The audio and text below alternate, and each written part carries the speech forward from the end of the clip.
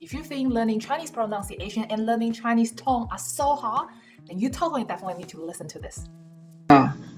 烤鸭、漂亮、表演、鸟、便宜、电话、面条、电脑、蓝天、约会。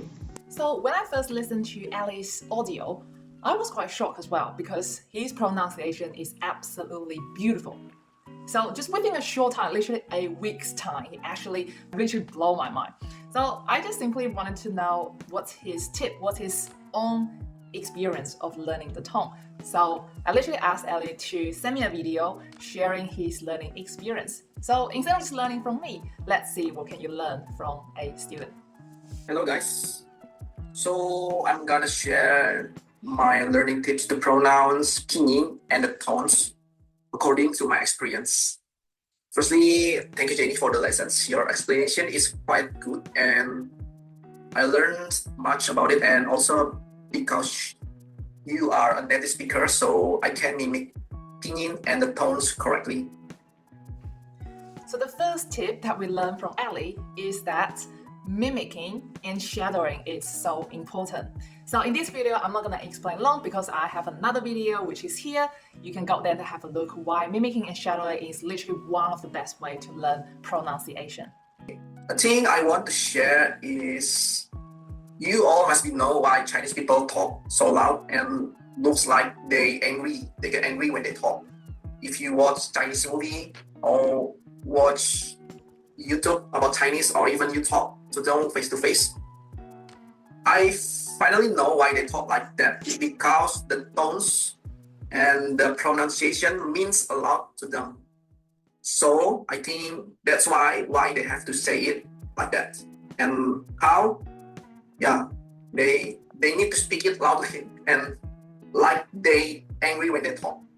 Okay, I will give an example. Like this is the common words to say if you speak to anyone. Like 大家好，大家好 means hello everyone, and I believe I spoke it with the correct tones. Yeah, I hope. But I think as a learner, I think you must pronounce it like 大家好，大家好. Yeah, I believe that those are two same words, same tones, but the last one is more loud. Yeah, I hope it's more loud. So from my experience is that you have to speak it more firmly. Yeah, speak it more firmly, more loud. So here we learn two tips. Second one is you definitely need to mimic from a native speaker. So the second tip is if you want to learn good pronunciation, learn from a native speaker. What is that? It's very simple. If you wanted to, let's say, play the soccer really well, are you going to play with some random guy from the street, or are you just playing with your neighbor kids who is pretty much the same as you? Definitely not, right? If you really want to improve, what you need to do, you're probably going to hire an experienced coach to teach you, right? Because the coach have all the theory and he know how to correct you, to give you all the tip that you just literally have a shortcut to go from here to there really quickly. So same thing as pronunciation. If you want to sound as a native speaker, why don't you learn from them? Right? That actually makes sense, right? If you say, no, I'm actually going to learn from my teacher who is not native speaker, I don't really understand. But yeah, that's the second tip. You need to learn from a native speaker. And also one of the tips Ali is sharing is that you need to say it really loud. That's actually quite interesting, but I think it does make sense. So Chinese people compared to English people, the way that we pronounce, obviously it's totally different, right? So when we wanted to say it clearly, you definitely need to say it louder somehow. If you, all the words, you all just kind of just stay in the mouth, you don't really pronounce that well, and that's for sure. So when I give feedback to my student, one really common mistake that I found out is that they don't say it long enough. So that's one thing. So they say quite short, because in English, in one word, you have a lot of syllable, right? You have a lot of vowels in there, so you make each vowel really short. However, in Chinese, like for words, for example, the common words, we probably just have 2 汉字, which means they only have 2 vowels. So if you say each vowel really short, then we can't really hear you clearly, especially you are a beginner.